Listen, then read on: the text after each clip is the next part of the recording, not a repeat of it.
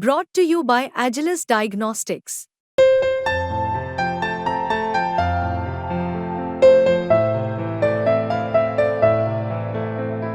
Agilus Diagnostics.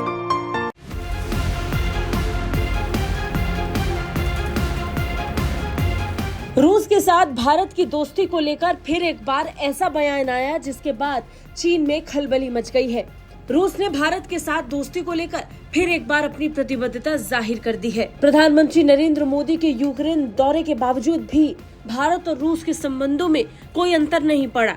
इसका सबूत है ये दौरा, जिसमें विदेश मंत्री डॉक्टर जयशंकर के साथ साथ भारत के एनएसए अजीत डोभाल भी मौजूद थे। राष्ट्रीय सुरक्षा सलाहकार अजीत डोभाल जब रूस में पहुंचे तो ब्रिक्स की बैठक से इधर जब रूस के साथ संबंधों को लेकर बात हुई तो स्पष्ट तौर पर रूस के सुरक्षा परिषद के सचिव सर्गेई शोइगु ने बड़ा बयान दिया।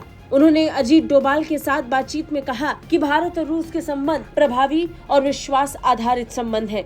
शोइगु ने जोर देकर कहा कि इस रिश्ते की कुंजी दोनों देशों के राष्ट्राध्यक्षों के बीच नियमित संपर्क है।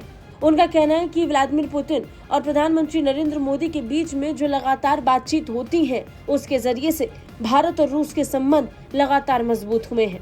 शोइगु ने अपने बयान में कहा कि हम भारत के साथ अपनी विशेष रणनीतिक साझेदारी को बहुत महत्व देते हैं। हमारे संबंधों की विशेषता आपसी सम्मान, एक दूसरे के हितों को ध्यान में रखना और ये अंतर्राष्ट्रीय रुझानों के अधीन नहीं है। पूर्व रक्षा मंत्री ने कहा कि नई दिल्ली वैश्विक मंच पर मॉस्को के मुख्य समान विचारधारा वाले साझेदारों में से एक है और हमारी दोस्ती समय की कसौटी पर खरी उतरी है।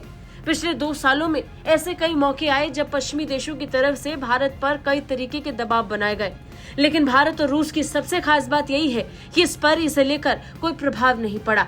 भारत और रूस के बीच में व्यापार लगातार जारी रहा और ये दोस्ती सिर्फ व्यापार तक सीमित नहीं थी।